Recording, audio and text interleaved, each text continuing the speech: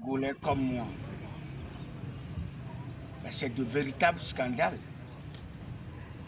Dans une affaire mafieuse comme ça, et pour escroquer le pays, étioler l'économie du pays, et que le chef de l'État est impliqué, et sur laquelle on l'a interviewé, il a dit qu'il n'y aura pas de commentaires autour de cette affaire. Mais je crois que nous vivons sur une autre planète. Ça ne peut que se passer au Togo.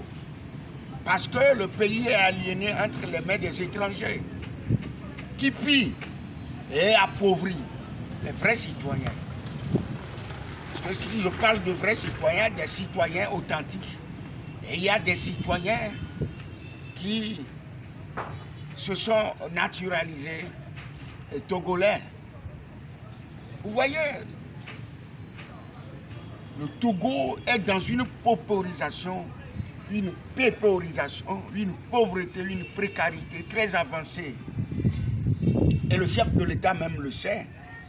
Il a dit qu'il y a une minorité qui pille le pays. Et maintenant, il fait partie de cette minorité parce qu'il est indexé dans cette affaire suffisamment grave. Bolloré a ses États, a ses affaires dans 16 États en Afrique. Il fallait voir la fortune de ce dernier.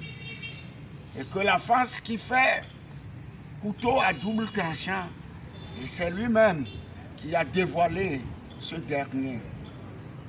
Pourquoi il a dévoilé?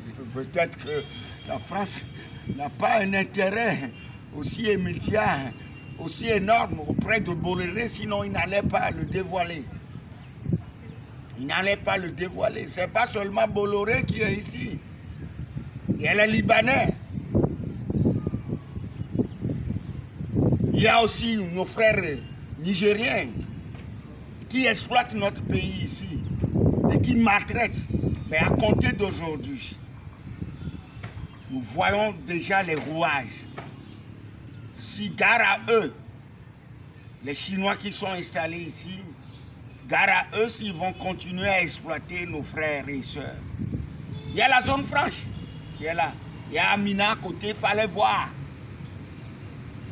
Les grilles salariales de nos frères, il faut revoir tout ça là. Au lieu de revoir la condition de vie décente de nos populations, ils sont là à s'enticher avec ces escrocs-là en exploitant notre pays. C'est vraiment dommage. Mais quel dirigeant? Quel dirigeant? Au lieu que nos leaders comprennent cela, et c'est une opportunité pour une porte de sortie politique, ils sont là à liguer sur leurs intérêts. La plupart d'entre eux sont des taupes. Ils sont là à faire leurs calculs personnels. Et après tout, c'est pour nous tenir des discours mielleux. Tant pis pour eux. Ils ont aussi leur famille dedans. Un politicien, après tout, c'est un ambassadeur. Après tout, c'est un porte-parole. Et de surcroît, c'est un étendard. Les gens ont mené des politiques tellement correctes, des politiques policiers. Si nous citons Mandela, dans son parcours politique, alors que c'est l'apartheid de là-bas, hein, les Noirs contre les Blancs, mais le gars a su tenir.